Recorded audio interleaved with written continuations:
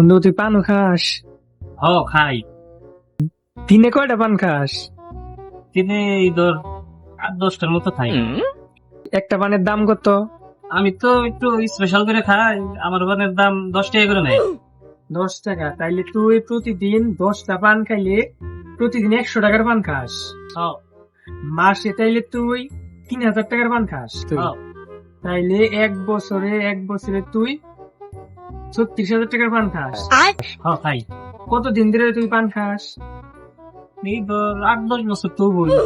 10 বছর ধরে। তাইলে 10 বছরে তুই পান খাইছ 3,60,000 টাকা।